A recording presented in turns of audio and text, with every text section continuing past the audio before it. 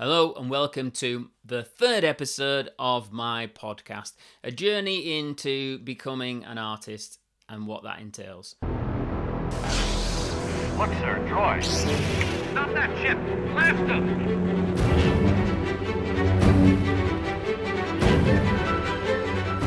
As you can see, I'm in my design studio this week, so a different venue for episode 3, but I thought that was worth doing because I'm going to show you some of the things that I've been doing this week.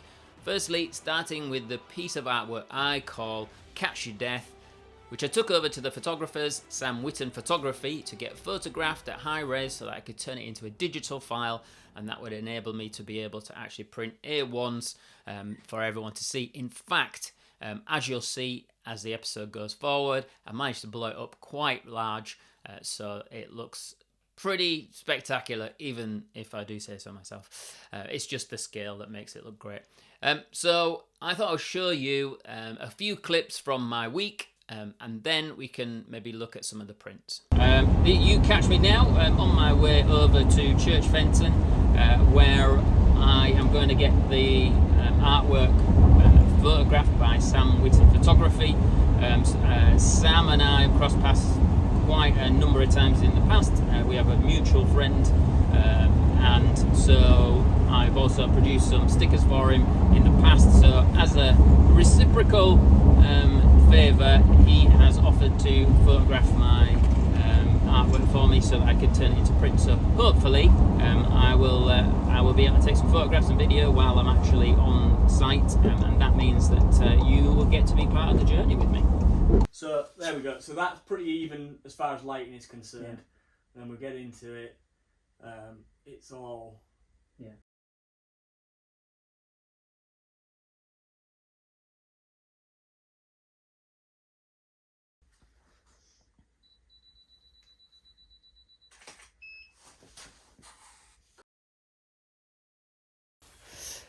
Well, that was rather informative. So I have had my print now photographed, so the file should be coming over to me today.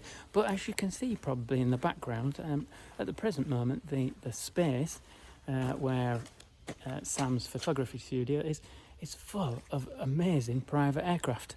I don't know about you, but I certainly feel like a little boy with all these toys around me. It would be very nice to be able to actually fly them. You can see some pretty cool, even a Harrier there, and in the back there is a Tornado. There you go. On my way back to the next bit. So I had great fun this week going over to see Sam and looking at all those aeroplanes that were in the hangar. Just happened to be there. They're not normally there, but yeah, it was great fun. Really good to catch up with a fellow creative. And now obviously I've taken the file, I tweaked some of the colour balance, and I've printed out a couple of copies, so I'll show you that now. So we should have a look at the print and just see how it's come out. So there's a couple of different colour options on here. So what I'll do is I'll just grab this and get it out and put it on the bench. Okay, so it's on the bench now, and what I have done is this is the size I probably will print it at, which is A1. So that'll be the largest, but it will be on nice quality paper. This is just a vinyl that we have in the machine, some spare. And then this is an A3 version of it, just to see if it holds up. And I still think that there is enough detail in here.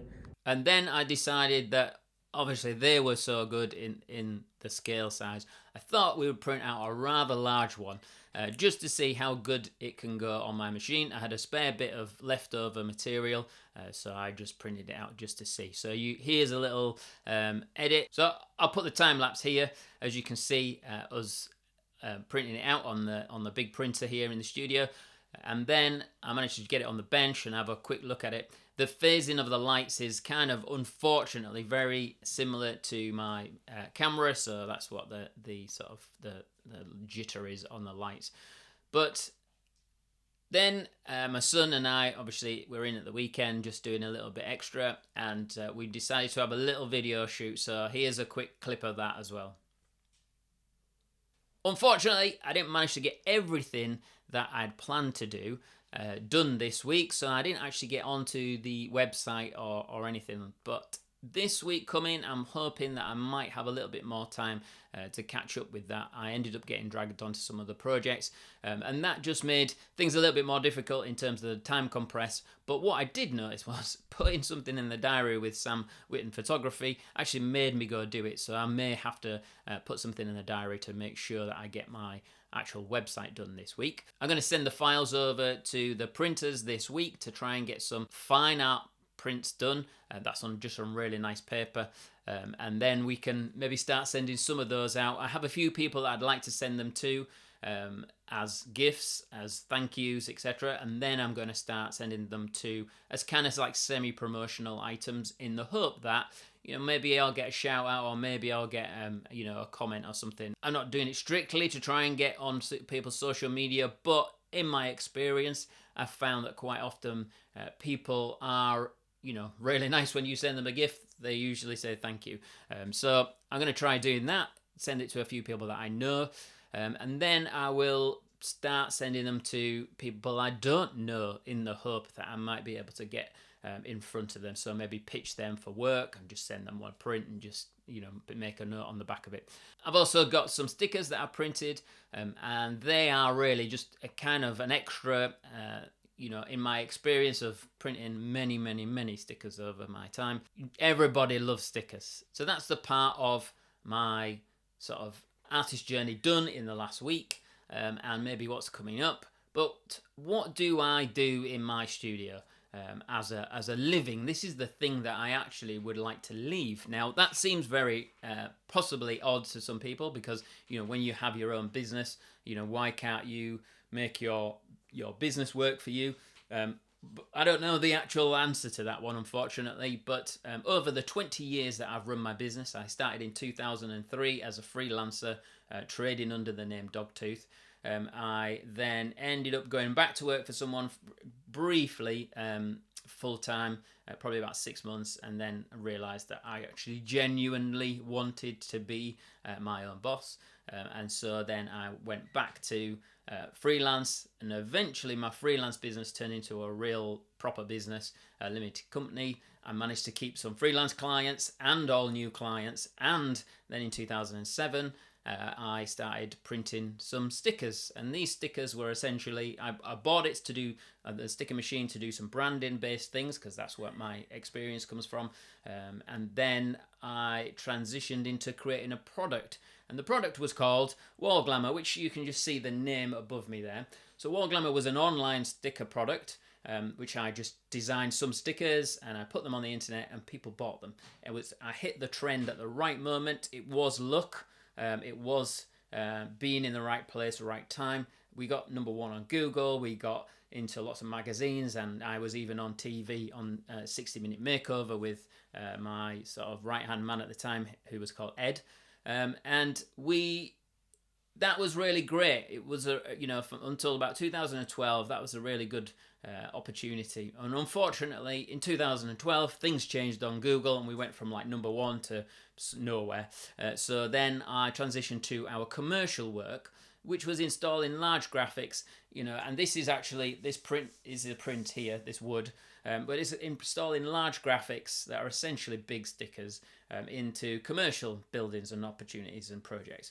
And that has basically been the bread and butter of my business for quite some time. When Dogtooth, which is my design company, has been the sort of backbone. That it's the company that produced Wall Glamour, and it's the company that produced some of the other businesses that I've run over the years.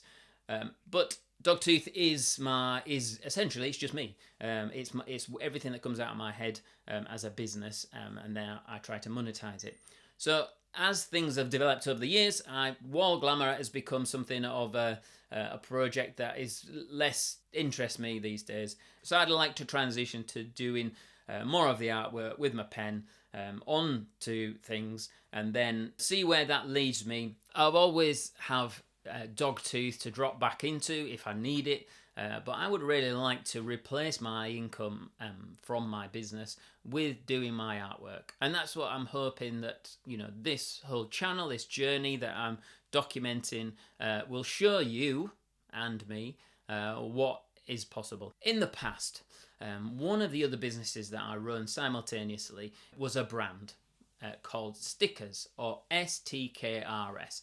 Now, I bought that domain and that idea 2012, and I ran it under various guises and at various times. And we've done stickers for the likes of Rovio, Ubisoft, and a whole host of real big brands. And it is a great product, except unfortunately it's a volume game. And again, as an artist or creative, that side of the business is less interesting to me. The creating opportunity is actually the thing that really gets me going. So, some of the ways that I got in front of people. So, Rovio, very early days, when Rovio are the owner of Angry Birds. So it's just as Angry Birds was hitting its zenith in terms of its popularity. I was able to be introduced to someone who worked for the team, who asked me could I do some iPad skins for their team. So I produced these skins, but taking a future view of opportunity, I also produced some that may look like commercial products that were on hangers that would go into shops, thinking, if I could put some stickers on the back of phones, then maybe they might be interested in doing this. And at this point, they were selling 1 million soft toys a month. So I actually got my dad to make a bird box. So this was a large bird box that would fit an iPad-sized sticker in it. And then what I did was I actually created like a customized label to make it look like it was a commercial product. We had inside it was all shredded paper, so it looked like a nest. I put all the stickers inside it, and there was the hole, and I put an Angry Bird in that hole. And then I boxed it all up and I sent it to Finland because that's where they're based. And the product went down brilliantly. All the team loved it. They got their skins for their iPads. And also, the commercial department did actually pick up the idea of maybe doing some stickers for iPhones, etc. Which was brilliant. That's what I was after. I will cut this short because it never actually played out. I think it was partly down to me. I could have pushed this in a different way, but once it got to the point where it was more a legal discussion, I withdrew. I think I reached the point at which I was good at. I should have probably had someone else to help me do the commercial arm, the commercial signing, deals, etc. Another story of opportunity is one for Ubisoft. We had a tentative connection through a couple of people to Ubisoft. So, seeing opportunity, what I tried to do was come up with an idea that we could get their attention. So the team and I, what we did was we got one of our old PCs, we cut it all up, we took everything out, all the gubbins out of it, and we replaced the keyboard with a box. And in the box was some stickers, and all the stickers on the outside here are actually graphics from Watch Dogs 2. So that got their attention. They were, they were interested, and we had got our foot in the door. And then we actually ended up doing some stickers for them for the launch of Far Cry 5. So that's another time that I just got my foot in the door to try and get something. There was a much easier deal to do this time, so that's why it went forward. And then finally, I come back round to my artwork. So there was a friend of a friend who knew someone at a drinks company. And I basically had reached out to this friend. She's very well connected within a certain sort of market. And I just said, look, I'd really like to do my artwork for any brands if you know anybody. And she opened an opportunity with someone at this drinks company who then actually, I spotted, started following me on Instagram. So, seeing opportunity, I did a quick scamp, a quick illustration, and I photographed it and I sent it to him as a DM, but I didn't hear anything. So I thought, well, do I give up?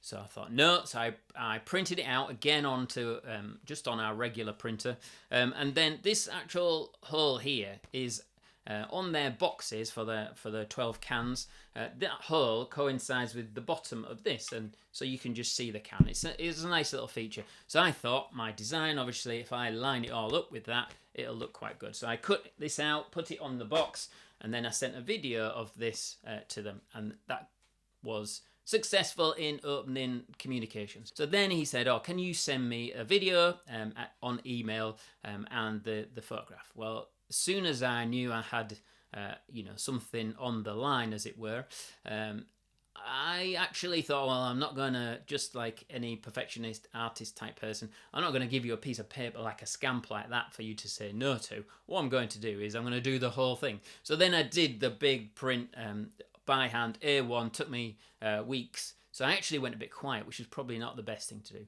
But then I revealed the whole thing, did a video and sent it to them, and he sent it off to America. Unfortunately, the American marketing department crushed my dreams and they said it wasn't for them. But that's not a big problem because I get to keep that. I have the IP, the rights to reproduce that, and I really like the drawing that I did. I think I opened an opportunity in my mind, which is flat artwork. Prior to that, I'd just done a lot of the helmet side of stuff. So that is just a couple of tales of opening doors, pushing yourself forward, trying to make sure that you make the best of what opportunities are there. Now, just spamming people can work, but if you can make a tailored, smart, thoughtful way of reaching out to people, I think that most people are friendly, and if you send them something nice with a note, they're more likely going to respond. Whereas if you just send an email, then it's less likely to get any interest. I did mention that I might show you around the studio, so let's go and have a look now. So as you enter my studio, you can see my fab lolly. That is my favourite lolly and an icon that I put in a lot of the artwork. And as you can see, this is Dogtooth and Wall Glamour.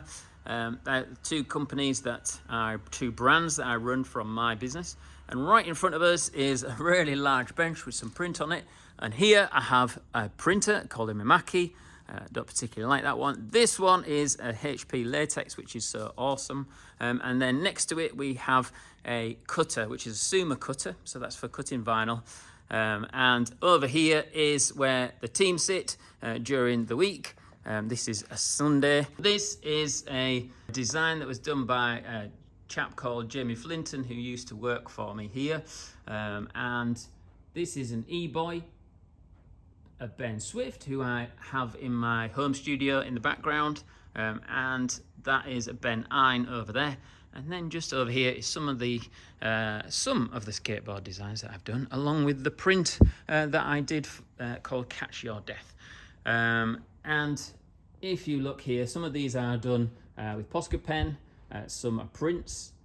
So this is printed and then drawn on. Some are painted, spray painted, and some are Sharpie. So there's a whole host of different materials there, and obviously that. Then if you look closely into these graphics, you'll see all the different scenes, just like on the print. And as I zoom out here, I'll show you some of my early work, which is just in the kitchen area. So all these boards were pretty much just where I kind of started doing this kind of work. And just because I've just put it up, this is just a seating area. So this skate chair is something that I've designed also, and that's the large print out there. So that was a quick walk around my studio. I've been lucky to get to this point in life where I have a great space. I've got great machinery and I've got great people in my team. But I want to develop this artwork. I want to turn this into what I'm known for. And I am looking towards the future with this. So I hope that in the next week, I'll be able to make a few steps forward, like with my website, and maybe I can get some of the prints done, ready to be shipped out or ready to be put onto my website. So that was episode 3. Goodbye.